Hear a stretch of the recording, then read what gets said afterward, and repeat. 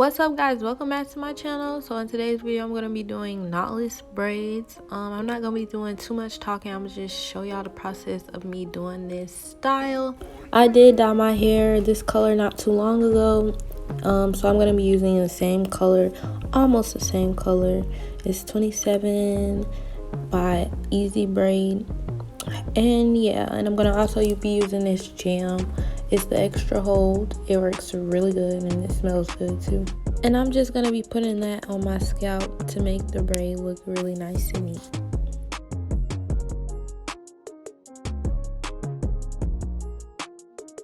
And make sure y'all separate y'all hair as you go because it saves time.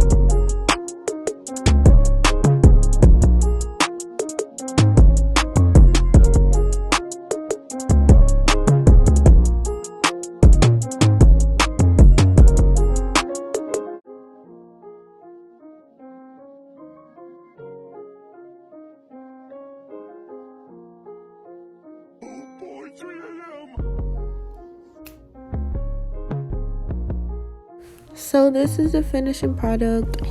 I decided to do a middle parts just so I can have like a easy down style.